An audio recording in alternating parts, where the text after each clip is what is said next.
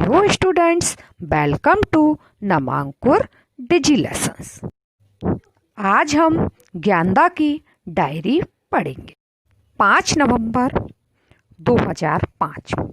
आज भी मैं मुँह अंधेरे उठ गई।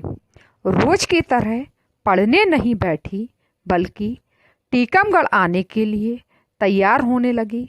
इस दिन की प्रतीक्षा मुझे काफ़ी समय से थी। मुझे राज्य स्तरीय शालेय हॉकी प्रतियोगिता के लिए भोपाल संभाग से बालिका सीनियर वर्ग की हॉकी टीम के लिए चुना जा चुका था। संभागीय टीम में चुने जाने के लिए मुझे दूसरे खिलाड़ियों से कड़ी स्पर्धा मिली थी। अंततः चयन मेरा ही हुआ। भोपाल संभाग की टीम में चुना जाना मेरे लिए गौरव की बात है।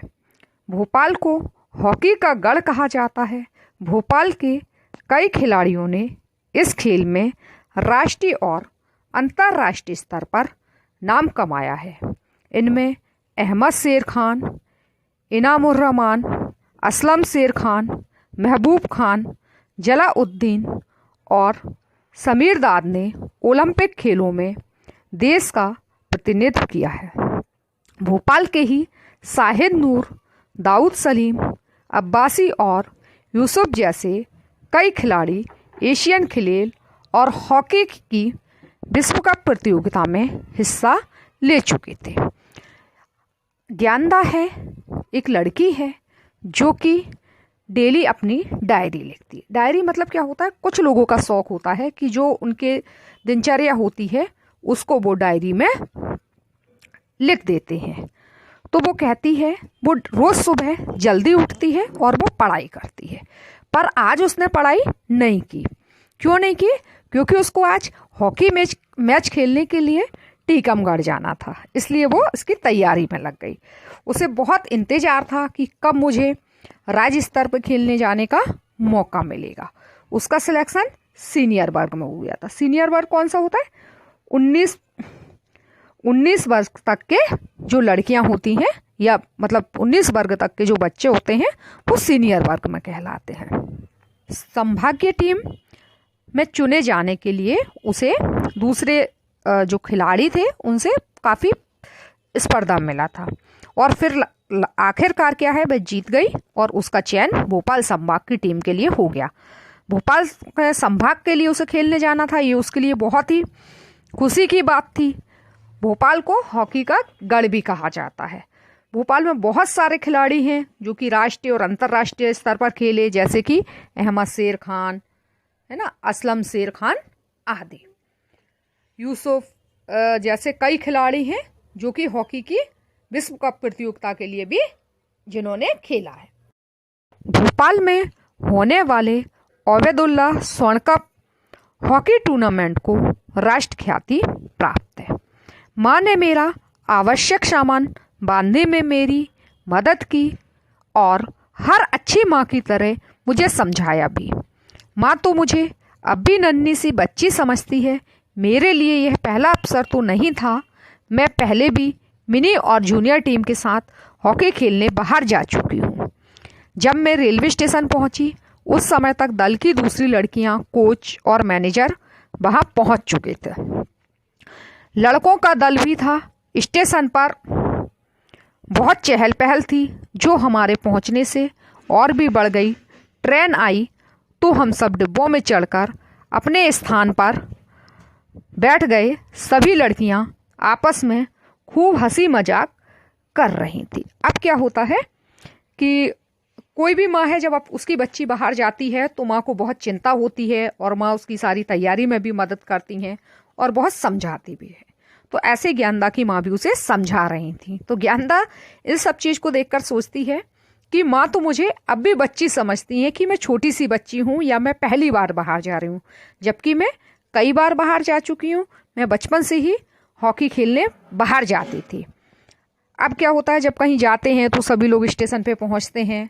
तो जब ज्ञानदा पहुँचती है तो उस समय तक सभी लोग स्टेशन पे पहुँच चुके होते हैं। कोच मतलब क्या होते हैं? उनके प्रशिक्षक वहाँ पहुँच जाते हैं। मैनेजर मतलब व्यवस्थापक जो कि उसकी व्यवस्था समझाते हैं। और भी पूरी जितनी टीमें थी वो स्टेशन पर पहुंच गई। और स्टेशन पर जब बहुत सारे बच्चे हो जाते हैं तो सारे बच्चे आपस में बात करते हैं, चहल पहल होने लगती है, एक अलग ही एक्साइटेडमेंट होता है। ट्रेन आई, सारी लड़कियां ट्रेन में चढ़ गईं और सब बैठ गईं और आपस में खूब सब जब सारे बच्चे एक साथ मिलते हैं तो खूब सारी मजाक मस्ती भी करते हैं। तो सारी लड़कियां आपस में हंसी मजाक करने लगी। लगभग 3 घंटे बाद हम ललितपुर पहुंचे और वहां से टीकमगढ़ आने के लिए बस में बैठे। रास्ते में हमारी कोच ने बताया कि टीकमगढ़ में हम जिस मैदान पर राज्य स्तर शालेय हॉकी खेलने जा रहे हैं उस मैदान पर कभी हॉकी के जादूगर के नाम से प्रसिद्ध मेजर ध्यानचंद और उनके भाई कैप्टन रूप सिंह भी खेल चुके हैं। मेजर ध्यानचंद और कैप्टन रूप सिंह ने कई बार अपने उत्कृष्ट खेल से भारत को ओलंपिक खेलों में स्वर्ण पदक दिलाया था। मेजर ध्यानचंद का जन्म 29 अगस्त को राष्ट्रीय खेल दिवस के रूप में मनाया जाता है। ग्वालियर में कैप्टन रूप सिंह के नाम पर स्टेडियम का नामकरण किया गया। ग्वालियर के शिवाजी पवार, शंकर लक्ष्मण और कृष्णी ने भी हॉकी के क्षेत्र में अंतर्राष्ट्रीय स्तर पर अपने नाम के झंडे गाड़े हैं। यहाँ हमें एक विद्यालय में दूसरी टीम की लड़कियों के साथ ठहराया गया है। खाना खाने के बाद अधिकांश लड़कियां अपने बिस्तर पर लेट गई हैं। सभी थकी हैं, कुछ तो जैसे घोड़े बेचकर सो रही हूँ। कल हमें अपना श्रेष्ठ प्रदर्शन करना होगा। मैं चाहती हूँ कि न केवल हमारा दल यह प्रतियोगिता जीते बल्कि मेरा चयन भी राष्ट्रीय प्रतियोगिता के लिए राज्य स्तर दल में हो जाए। इसके लिए काफ़ी परिश्रम की आवश्यकता है। मैं जानती हूँ कि मैं यह कर सकती हूँ। नींद आ रही है, अब सोऊंगी। क्या होता है, 3 घंटे के समय के बाद ये जो ट्रेन है वो ललितपुर पहुँच जाती है। अब ट्रेन के बाद बस से वहाँ टीकमगढ़ जाना है। तो टीकमगढ़ का जो मैदान था जिस पे प्रतियोगिता होने वाली थी उस पर किसी समय में प्रसिद्ध मेजर ध्यानचंद को क्या कहते हैं, हॉकी के जादूगर कहते हैं। उन्होंने भी इस मैदान पर खेला था और उनके भाई जो थे कैप्टन रूप सिंह वे भी खेल चुके थे। जैसा कि आप सभी को पता है कि हमारा 29 अगस्त को राष्ट्रीय खेल दिवस के रूप में हम 29 अगस्त को राष्ट्रीय खेल दिवस के रूप में मनाते हैं। ये किसकी याद में हम मनाते हैं, मेजर ध्यानचंद के जन्म के दिन में। और जो कैप्टन रूप सिंह है उनके नाम का स्टेडियम भी बना है। कहाँ पे बना हुआ है, ग्वालियर में। तो क्या है, सभी को ऐसा लग रहा था कि हम अपना अच्छा प्रदर्शन करें, है ना। तो अब ये लड़कियों का दल एक स्कूल में जाकर रुक जाता है और वहाँ पर सभी लोग खाना खाते हैं और सब लोग थकी हुई थी लड़कियाँ, तो खाना खाने के बाद सारी लड़कियाँ सो जाती हैं। पर जो ज्ञानदा थी वो ये सोच रही थी अपने आप में कि कल मुझे अच्छा प्रदर्शन करना है, मेरे दल की जीत हो और साथ ही साथ मेरा राज्य स्तर के दल में भी सिलेक्शन हो। तो उसे पता था कि ये सब करने के लिए क्या करना पड़ेगा, बहुत कठिन परिश्रम करना पड़ेगा। उसने अपने आप से कहा मैं यह कर सकती हूँ और मैं यह करूँगी। और अब नींद आ रही है, अब मुझे सोना चाहिए। ज्ञानदा दिनांक 6 नवंबर 2005 सुबह नहा धोकर हम एक स्कूल बस से अमर शहीद नारायण दास खरे स्टेडियम पहुँचे, जो प्रतियोगिता का मुख्य क्रीड़ांगन है। हॉकी का यह मैदान बहुत खूबसूरत है। चारों तरफ रंग बिरंगे झंडे फहरा रहे थे। प्रतियोगिता आरंभ होने से पहले सभी संभाग के खिलाड़ियों ने मार्च पास्ट किया।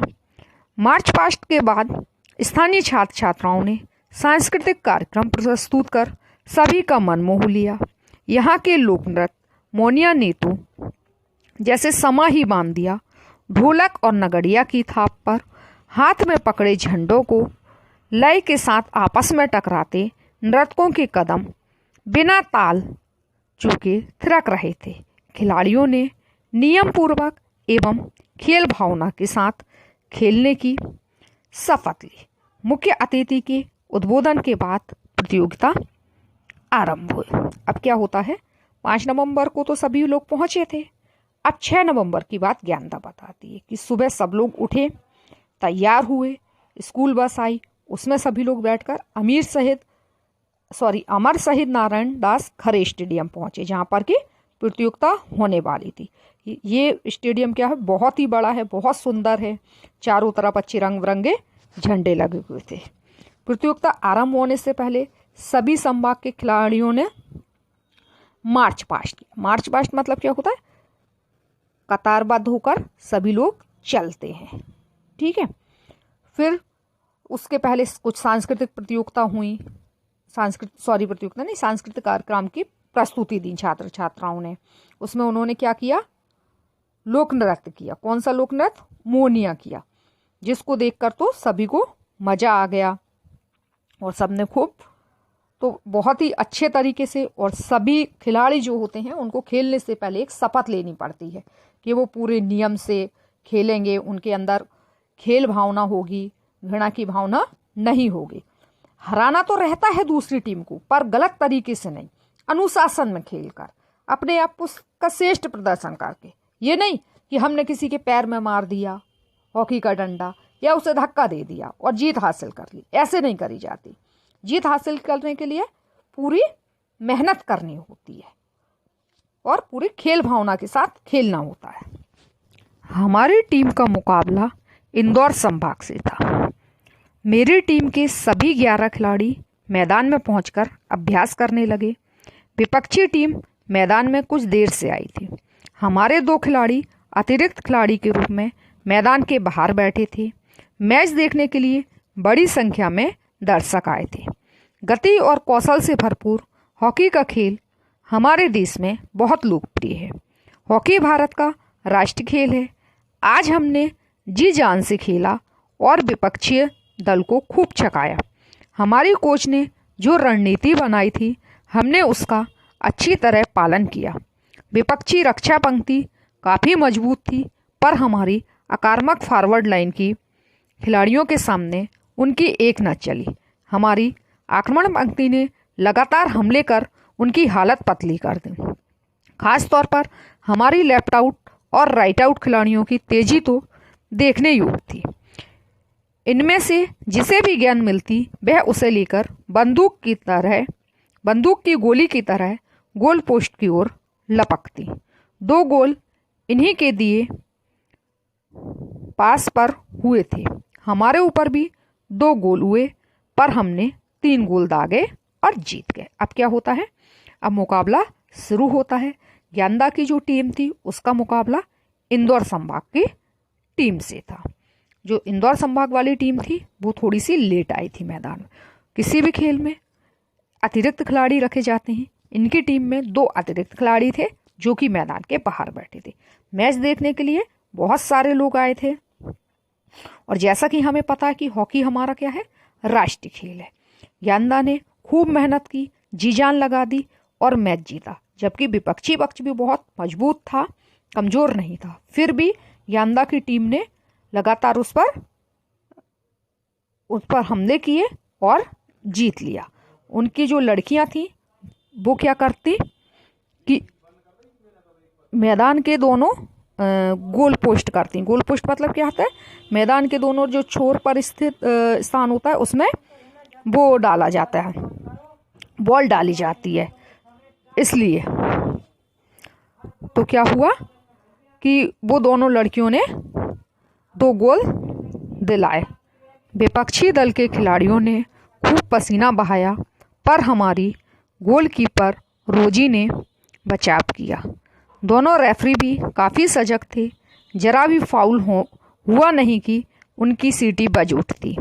विपक्षी खिलाड़ी की कैराट के बाद हमें मिले फ्री हिट को लता ने इतनी ज़ोर से लगाया था कि गेंद हमारी ही खिलाड़ी सबनक के टकने में जा लगी। उसे मैदान से बाहर जाना पड़ा। उसकी जगह अतिरिक्त खिलाड़ी स्वर्णलता ने ली। आज हमें 5 पेनाल्टी कॉर्नर मिले थे, जिनमें 1 पर मैंने ही गोल किया। विपक्षी टीम को 4 पेनाल्टी कॉर्नर और 1 पेनाल्टी स्ट्रोक मिला, पर वे सिर्फ पेनाल्टी स्ट्रोक का ही लाभ उठा पाए। मैं खुश थी कि हमारी टीम जीत गई, पर एक बात का मुझे दुख भी है। मैं हाफ बैक की जगह पर खेल रही थी। विपक्षी सेंटर फॉरवर्ड खिलाड़ी गेंद लेकर हमारे गोल की तरफ बढ़ी तो मैंने उसे रोकने के गलत तरीके से हॉकी स्टिक अड़ा दी, जिससे वह गिर पड़ी। उसका घुटना छिल गया। मैंने उससे क्षमा मांग ली थी, पर मैं सोचती हूँ मुझे उस समय सावधानी और कौशल से काम लेना था। आगे इसका ध्यान रखूंगी। क्या होता है कि विपक्षी दल के खिलाड़ियों ने भी खूब मेहनत करी, पर जो हमारी गोलकीपर थी उसने भी, गोल रक्षक जो कि गोल को बचाने की कोशिश करती थी, उसने बहुत अच्छा बचाव किया। और जो हमारे रेफरी थे वो भी बहुत ज़्यादा सजग रहती थी। जैसे ही गोल होता और वो सीटी बजा देते। विपक्षी खिलाड़ी के कैराट के बाद हमें मिले फ्री हिट को लता ने इतनी ज़ोर से लगाया कि हमारे साथ की जो एक खिलाड़ी थी बॉल उसमें जाके लग गई और उसका घुटना छिल गया और वो मैदान से बाहर हो गई। और उसकी जगह एक दूसरी खिलाड़ी स्वर्णलता ने ले ली। हमें 5 पेनाल्टी कॉर्नर मिले, मतलब ज्ञानदा की टीम जो थी उसको 5 पेनाल्टी कॉर्नर मिले, जिनमें एक पर उस ज्ञानदा ने ही गोल किया। विपक्षी टीम को 4 पेनाल्टी कॉर्नर मिले और 1 पेनाल्टी स्ट्रोक मिला, पर वे सिर्फ 1 पेनाल्टी स्ट्रोक का लाभ। ज्ञानदा खुश तो थी कि वह जीत गई, पर उसे एक चीज़ का दुख था कि उसने जो जीता है वो उसने सही से नहीं जीता, उसने उसमें कुछ गलती की है। उसने क्या करा था, जब एक लड़की आई थी तो उसने उसको रोकने के लिए गलत तरीके का इस्तेमाल किया था। उसने हॉकी अड़ा दी थी। तो हॉकी अड़ाने से क्या हुआ था, वो लड़की गिर गई थी और उसका जो घुटना है छिल गया था। पर ज्ञानदा ने उससे माफ़ी तो मांग ली थी, पर अब ज्ञानदा को इस चीज़ का एहसास हुआ कि मुझे उस समय सावधानी से काम लेना था और इस तरीके से हॉकी नहीं अड़ानी थी। 9 नवंबर 2005। परसों मैं काफ़ी थक गई थी और कल मेरी उंगली में गेंद लगने से दर्द था, इसलिए 2 दिन डायरी नहीं लिख पाई। अभी तक हमने अपने सारे मैच जीत लिए हैं। सेमीफाइनल मैच में कांटे की टक्कर रही और अतिरिक्त समय देने के बाद भी मुकाबला 1-1 गोल की बराबरी पर छूटा। आखिर पेनल्टी शूटआउट से फैसला हुआ। हम 4 गोलों के मुकाबले 5 गोल से जीते। हमारी टीम उम्मीद के मुताबिक फाइनल में पहुंच गई। अभी तक मेरा खेल अच्छा रहा है। रीता मेरी अच्छी सहेली बन गई है। वह मध्य पंक्ति में सेंटर हाफ की पोजीशन पर खेलती है। आज हमारी टीम की लेफ्ट इन मालती और विपक्षी दल की राइट इन सरोज आपस में उलझ पड़ी। दोनों रेफरियों और हमारी कैप्टन सुजाता ने बीच बचाव किया। मुझे यह ठीक नहीं लगा। खेल हम सिर्फ जीतने या मनोरंजन के लिए नहीं खेलते।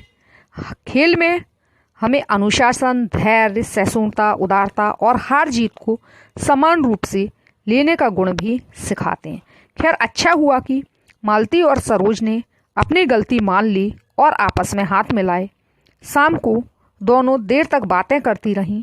इससे लगा कि उन्हें खेल के दौरान हुए झगड़े को तूल ना देकर सहज ही भुला दिया। अब आज कौन सा दिन है? 9 नवंबर को। ज्ञानदा को आदत थी कि वह रोज डायरी लिखती थी, पर वो 8 तारीख को थक गई थी और उसकी उंगली में गेंद लग गई थी, इसलिए उसको दर्द हो रहा था, इसलिए उसने 2 दिन से डायरी नहीं लिखी। अब क्या है, ज्ञानदा ने अभी तक जितने मैच हुए थे वो सब जीत लिए। अब सेमीफाइनल में जो था मुकाबला बहुत ही टक्कर का था। अतिरिक्त समय देने के बाद क्या हुआ, मुकाबला 1-1 गोल की बराबरी पर छूटा। आखिर पेनाल्टी शूटआउट के फैसले से हम 4 गोलों के मुकाबले, ज्ञानदा की टीम थी जो 4 की जगह 5 गोल से जीत गई। तो अब क्या था, जैसी हमारी उम्मीद थी कि हम फाइनल में पहुंचेंगे, उसी तरीके से ज्ञानदा की टीम फाइनल में पहुंच गई और उसकी खेल में मतलब अच्छी तरीके से उसकी टीम ने खेला। रीता जो वहाँ पे थी वो उसकी अच्छी सहेली बन गई थी। आज क्या हुआ कि उसकी टीम की जो लेफ्ट इन मालती थी और विपक्षी टीम की जो सरोज थी, उनकी आपस में लड़ाई हो गई और दोनों रेफरियों ने क्या करा, उन दोनों को बीच बचाव किया। उसकी कैप्टन की जो टीम की सुजाता थी उसने भी दोनों के बीच बचाव किया। पर ज्ञानदा को ये अच्छा नहीं लगा कि हम जब खेलते हैं तो सिर्फ हम जीतने और मनोरंजन के लिए नहीं खेलते, बल्कि जब हम खेलें तो जब भी हमको खेलना सिखाया जाता है तो उसमें हमें ये सब बातें सिखाई जाती हैं कि हमारे अंदर अनुशासन होना चाहिए, हमारे अंदर धैर्य होना चाहिए, उदारता होना चाहिए, और हार और जीत को हम एक समान हम स्वीकार करने का हमारे अंदर गुण होना चाहिए। ये नहीं होना चाहिए कि हम एक दूसरे से लड़ें। पर उसे इस चीज़ की खुशी थी कि चलो लड़ाई हुई कोई बात नहीं, पर अब दोनों लड़कियां जो थी मालती और सरोज, वो इस लड़ाई को भूल चुकी थी कि मैदान पर कोई लड़ाई हुई थी, और उन्होंने एक दूसरे से हाथ मिलाए और शाम को वो एक दूसरे के साथ बहुत बातें करती रहीं, और उन्होंने उस चीज़ पर कोई भी ध्यान नहीं दिया कि मैदान में उनके बीच कोई झगड़ा हुआ था। आज पेनल्टी कॉर्नर लगाते समय मैं कुछ दुविधा में पड़ी। मेरी साथी ने डी पर जैसे ही गेंद को रोका और मैं हिट करने जा ही रही थी कि मेरे ठीक सामने विपक्षी रक्षा खिलाड़ी झपटती दिखी। मैंने तत्काल गेंद बगल में खड़ी कैप्टन सुजाता की ओर पुश कर दी, जिसे सुजाता ने गोल में डालने में कोई गलती नहीं की। मैच के बाद मेरी कोच ने मेरी सूझबूझ और तत्काल निर्णय लेने के लिए मेरी तारीफ की। तारीफ सुनकर मुझे बड़ा संकोच हुआ। खेल तो मिलजुल कर ही खेला जाता है, व्यक्तिगत उपलब्धि से अधिक दल का हित सर्वोपरि होता है। अगर मैं स्वयं प्रहार करती तो हो सकता है विपक्षी खिलाड़ी गेंद रोक लेती और मेरा प्रयास बेकार जाता। खेल यही तो सिखाते हैं कि परिस्थिति के अनुरूप तत्काल निर्णय लें और उसे व्यवहार में लाएं। मैंने वही किया जो मुझे करना चाहिए था। अब तक सब ठीक हुआ है, पर असली और कड़ी परीक्षा तो कल फाइनल में होगी। अब तक के मेरे प्रदर्शन को देखते हुए मुझे पूरा विश्वास है कि मेरा चयन राष्ट्रीय प्रतियोगिता के लिए हो जाएगा। मेरा काम प्रयत्न करना है, आगे और कुछ नहीं सोचना चाहती। कल हमें जीतने के लिए अपनी सारी ताकत झोंकनी पड़ेगी। कल शायद डायरी नहीं लिख पाऊंगी, क्योंकि हम शाम को ही वापस लौटना चाहेंगे। ज्ञानदा कहती है कि आज जब मैंने पेनल्टी कॉर्नर लगाया तो कुछ मैं दुविधा में पड़ी, मतलब मैं कुछ परेशानी में आ गई थी। मेरी साथी ने डी पर जैसे ही गेंद को रोका, मैं हिट करने जा रही थी, मतलब मारने जा ही रही थी बॉल को, कि विपक्षी टीम की जो रक्षा खिलाड़ी थी उसने झपट ली। मैंने तत्काल क्या करा, अपना दिमाग लगाया और गेंद बगल में खड़ी जो हमारी कैप्टन थी सुजाता, उसको पुश कर दी, और उसने जरा सी भी गलती नहीं होने दी और गोल में डाल दी। जब मैच पूरा हुआ तो जो हमारे कोच थे उन्होंने मेरी बहुत तारीफ की कि तुमने सही समय पर सही निर्णय लिया। तो खेल में यही तो होता है कि परिस्थिति के अनुसार हमको निर्णय लेना पड़ता है कि कैसी परिस्थिति है, उसी के अनुसार खेलना पड़ता है। अब क्या है, कल हमारा फाइनल मैच है, तो उसके लिए हमको बहुत परिश्रम करना पड़ेगा। तो ज्ञानदा कहती है कि कल मैं डायरी को नहीं लिख पाऊंगी, क्योंकि यह है कि हम यही सोचेंगे कि मैच खेलने के बाद हम वापस जाएं।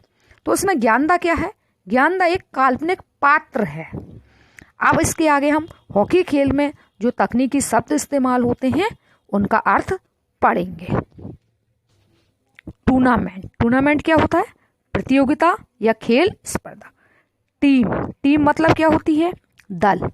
ओलंपिक क्या होते हैं, अंतरराष्ट्रीय स्तर की सबसे बड़ी खेलों की प्रतियोगिता, जो कि हर 4 साल में एक बार होती है। कोच कौन कहलाते हैं, प्रशिक्षण, जो कि किसी भी खेल का प्रशिक्षण देते हैं, सिखाते हैं, वो कोच कहलाते हैं। मैनेजर कौन होते हैं, व्यवस्थापक होते हैं, जो कि व्यवस्था करते हैं। मिनी 3 वर्ग होते हैं, मिनी, जूनियर, सीनियर। तो मिनी वर्ग जो होता है वो 14 साल तक के बच्चों के लिए होता है।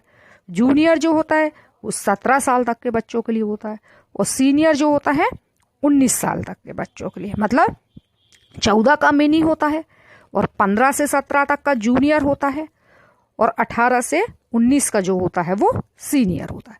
स्टेडियम क्या होता है, वह खेल का मैदान होता है जिसमें कि चारों ओर दर्शक बैठे होते हैं और एक सीढ़ी नुमा जगह होती है बैठने के लिए। March past. मार्च पास्ट क्या होता है? कलाबद्ध होकर चलना, है ना। और गोल पोस्ट, गोल पोस्ट क्या होता है?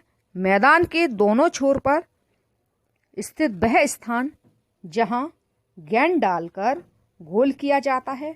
हॉकी खेल में इसमें पर खंबे के सहारे 3 तरफ लकड़ी के पटिए और जाली लगी होती है। गोल मतलब क्या होता है? लक्ष्य होता है। गोल पोस्ट के भीतर गेंद डालना, वो क्या कहलाता है? गोल। गोलकीपर, गोलकीपर क्या होता है? गोल रक्षक होता है, जो कि गोल का बचाव करने के लिए मुख्य खिलाड़ी होता है। हॉकी स्टिक, हॉकी स्टिक क्या होती है? विशेष बनावट की एक सिरे पर मुड़ी हुई चपटी छड़ीनुमा लकड़ी, जिसमें हॉकी के खेल में गेंद से खेलते हैं। पास क्या होता है? एक खिलाड़ी द्वारा दूसरे साथी खिलाड़ी को गेंद देना, उसे क्या कहते हैं? पास करना। गोल लाइन क्या होती है? गोल पोस्ट की तरफ खेल मैदान की सीमा रेखा। साइड लाइन क्या होती है? मैदान की लंबाई में बनी सीमा रेखाएं, वो क्या कहलाती हैं? Side line. टास, टास कहलाता है पक्ष और विपक्षी टीम के कप्तानों के बीच सिक्का उछालकर यह निर्णय लिया जाता है कि टॉस जीतने वाला मैदान का कौन सा छोर पहले लेगा। फ्री हिट, फ्री हिट मतलब क्या होता है? किसी टीम के खिलाड़ी के फाउल करने पर विरोधी टीम को गेंद पर प्रहार करने का अवसर दिया जाता है, जो फ्री हिट कहलाती है। हिट के समय दूसरे खिलाड़ी कम से कम 5 गज दूरी पर रहते हैं। हिट क्या होता है? गेंद पर जोर से प्रहार कर धकेलना। पुश का मतलब होता है गेंद को धीरे से सरकाना। कॉर्नर, कॉर्नर का मतलब होता है किसी टीम के खिलाड़ी की हॉकी से छूकर उसी की गोल लाइन से गेंद बाहर जाने पर गोल लाइन के कोने से विपक्षी टीम को गेंद हिट करने का अवसर दिया जाता है। पेनल्टी कॉर्नर, पेनल्टी कॉर्नर क्या होता है? रक्षक खिलाड़ी द्वारा जानबूझकर गेंद को गोल लाइन से बाहर फेंकना या गोल करते समय बाधा पहुंचाने पर विपक्षी टीम को पेनल्टी कॉर्नर के द्वारा गोल करने का अवसर दिया जाता है। यह डी या गोल एरिया में लिया जाता है। पेनल्टी स्ट्रोक, पेनल्टी स्ट्रोक का मतलब होता है गोल क्षेत्र में जानबूझकर गंभीर बाधा पहुंचाने पर पेनल्टी स्ट्रोक विपक्षी टीम को दिया जाता है। इसमें डी के भीतर गोल पोस्ट से 7 गज की दूरी से एक खिलाड़ी द्वारा गेंद को गोल में डालने का अवसर मिलता है। बचाव के लिए सिर्फ गोलकीपर होता है। हेरप्स, गोलकीपर को छोड़कर किसी अन्य खिलाड़ी के पांव या शरीर के किसी अन्य अंग से गेंद का टकराना या छू जाना। फाउल, नियम विरुद्ध खेलना। पोजीशन, पोजीशन का मतलब क्या होता है? स्थिति। खेलते समय मैदान के खिलाड़ियों के निर्धारित स्थान जहां वे खेल आरंभ होने के समय खड़े होते हैं, जैसे half back, full back, right, right out, centre forward आदि। अब हमारा लेसन कंप्लीट हो चुका है। अब हम अगली वीडियो में इसका अभ्यास करेंगे। Thank you student.